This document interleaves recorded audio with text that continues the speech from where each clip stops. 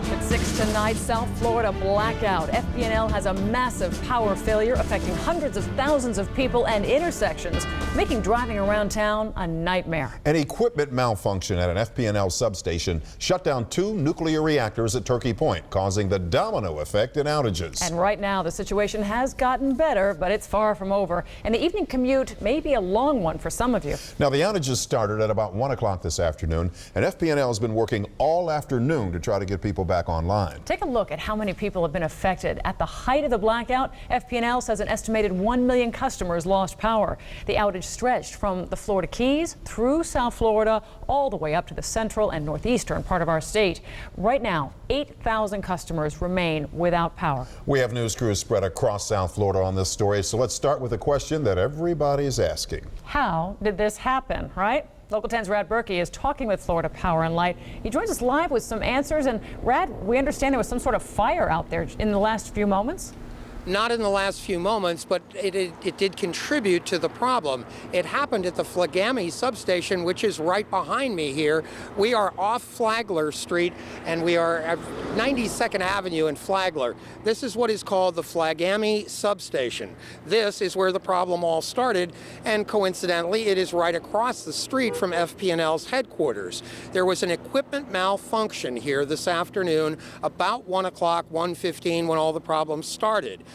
That equipment malfunction was compounded by a fire, similar, described by FPL, to what you would have with a short circuit in your power box at your own home.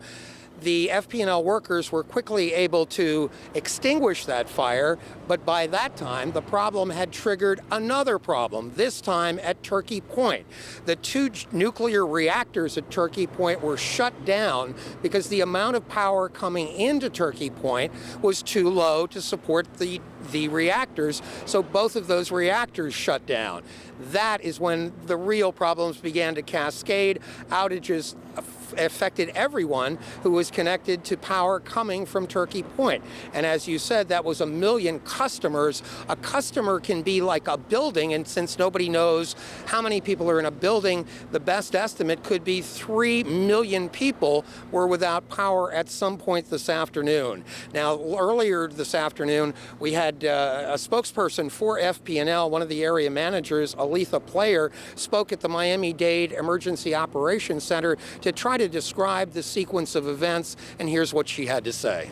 Significant equipment failure occurred at one of our substations in western Miami-Dade County at approximately 1:09 p.m. today. The failure tripped the electrical system in accordance with our safety procedures. Because of safety and security measures in place, the system performed as it should have as a result of this type of occurrence. This is the number to call if you still do not have power at this hour. FPL is actually asking you to call 1-800-4-OUTAGE. If you don't have letters on your phone, it's 1-800-468-8243. They were hoping to have everybody back online by 5:30. Now, it is obviously at 6 o'clock or a little after 6 o'clock, and there's still, at last count, were 8,000 customers without power. So it has come back within 5 hours of this all starting, about 1 o'clock this afternoon, but there are still people tonight who do not have power. FPL had promised to come out and talk to us and try to answer some questions. That was well over an hour ago. We still have not heard anything new from them. We, of course, will stay with you, and as events warrant, we will come back with any new information from FPL. And Rad, that's so important because the spokesperson says the system worked as it should have, but you have to wonder, is this a first, or does this show them a glitch that really needs to be remedied? Well, what we want to know is why did a problem here at this relatively small substation behind me trigger the shutdown of both big nuclear reactors at Turkey Point. Obviously, they are telling us that it had something to do with a low amount of voltage going in there, but certainly that's got to be a question that has to be addressed. Why one little problem at a substation here that was apparently quickly dealt with led to a major shutdown of power around southeast Florida. And with the information that they've given us so far, Rad, it sounds like there's nothing to prevent the same thing from happening again. Well, it certainly sounds like it. I mean, we certainly had no warning that anything was coming this afternoon. Nobody can predict outages, but this is something we certainly want to hope to get some answers from later on this evening. All right, we'll get right back to you when you give us the signal. Thanks, Brad. And the outages knocked out power to intersections all around South Florida. And of course, that made for a very long and frustrating drive for so many of us. And the backups even affected the highways. I-95 started to get clogged very early this afternoon, far before the normal evening rush. And take a look at it now from Sky 10. Still very, very thick out there. The outages also affected public transportation, including the airport, buses, Metro Rail. Local 10's Terrell Forney is live for us in downtown Miami now with an update on that. Well, Lori and Dwight, everyone experienced this at roughly the same time, whether you were at home, at work, or even on the train. In fact, Metro Rail had to switch to its emergency operations plan just to get through the day. The massive power outage caught Metro Rail and Metro Mover riders by surprise this afternoon, an outage that has caused intermittent problems on some trains throughout the day. Right now, yeah, we were stuck for about 10 minutes. Yeah. So not too bad, but yeah, we were stuck. Miami-Dade's transit system has a backup generator in place for emergencies like these. That generator kicked in, but some lines took longer to restore than others. So transit workers had a number of county buses on hand to help transport passengers. So it really seemed like the county, the system worked. First class? Over at Miami International Airport, a handful of arriving and departing flights were delayed by the widespread outage.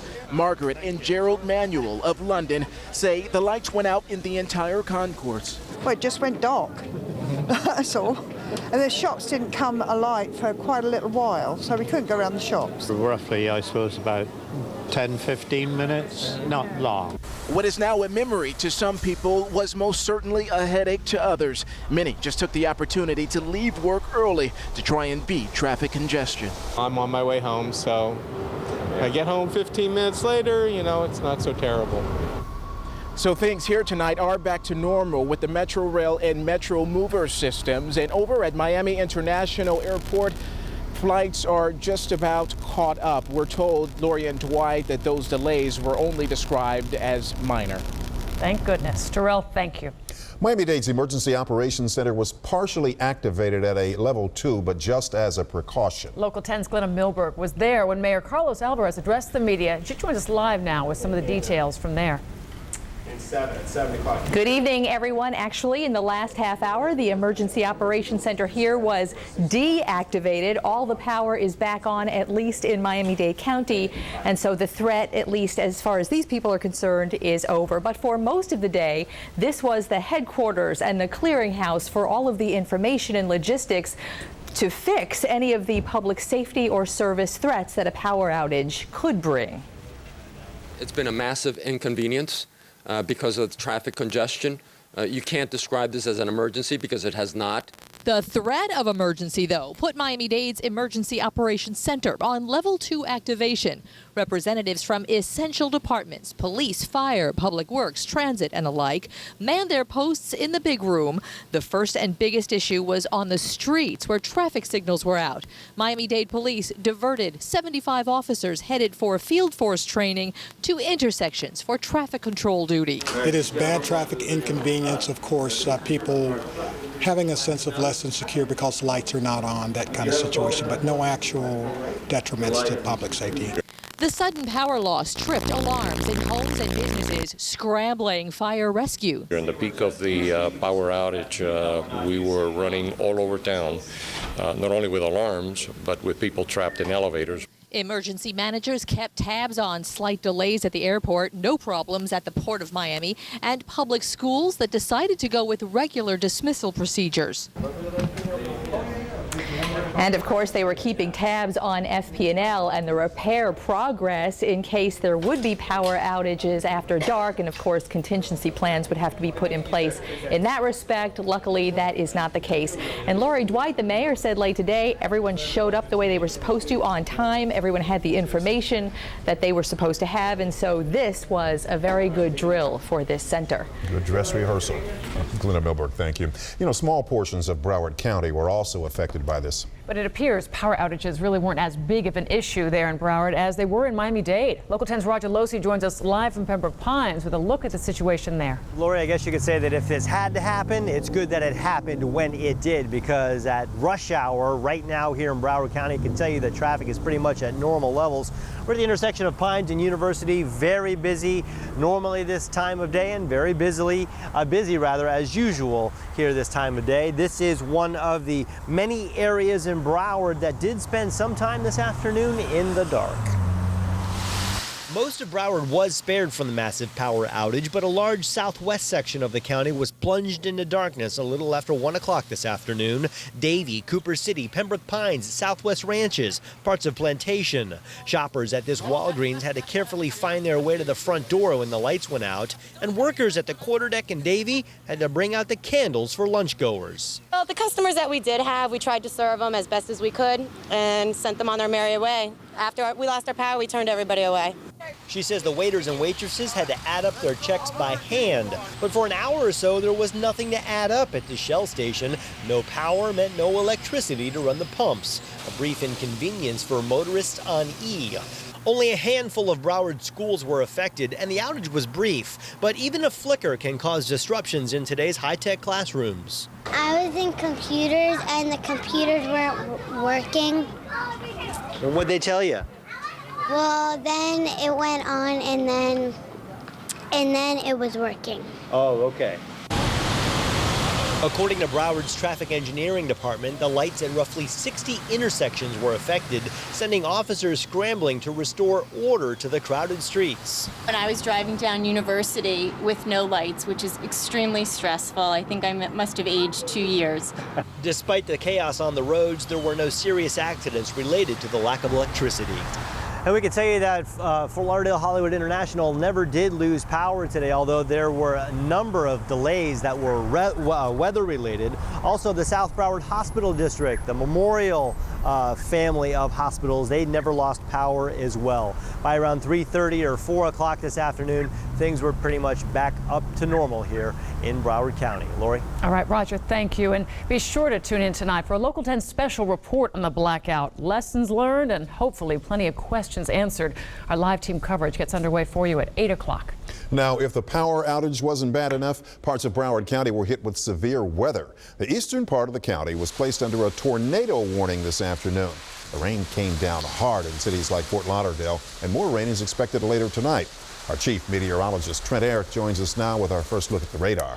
Yeah, Dwight, I want to show you what happened in Broward County first. This is not a current radar image. This goes back to 1:54 p.m. this afternoon, where we saw a hook echo develop on the radar. Now, this was Doppler radar indicated, no ground truth, and we have no confirmation that a tornado did indeed touch down. This storm quickly moved offshore, so that threat was allowed to expire early before 2:30. Now, if you look at what's happening tonight, Dade has been quiet throughout much of the day as the Florida Keys, but Broward has received anywhere from 1.5 inches to 2 inches of rain, stretching from Miramar, Pembroke Pines towards Hollywood and downtown Fort Lauderdale. We are seeing a break right now in the activity. A lot to talk about here in the weather department tonight. There's a cold front to our north, and it is a true cold front, and we're going to feel this tomorrow, not before it brings a round of showers and thunderstorms through tonight. Now, looking at the radar, you can see those storms lined off to the north. They will eventually arrive here after the midnight hour tonight, and that wind is going to allow for a cold blast coming into South Florida. And coming up in a few minutes, we're going to talk about a changing forecast for tomorrow. Dwight and Lori. Thank you, Trent. It's been a big day of news. Barack Obama has received another major endorsement. We'll tell you more about that. Stay tuned for World News at 6:30. And next at 6, it wasn't the blackout, but weather problems that caused a nightmare for travelers at Fort Lauderdale Hollywood International Airport. But first, a driver in Miami calls for help when his station wagon starts sinking. That's the very next story right here on Local 10 News at 6. Local 10, South Florida's most watched newscast at 6. Closed captioning of Local 10 News is sponsored by City Furniture, offering same-day delivery 7 days a week. It's got 403 horsepower. It can tow 8,000 pounds, seats 7, available DVD entertainment system. It's dripping in chrome. Big, bold, beautiful. Forget drive it. If it had a bathroom, I'd live in it.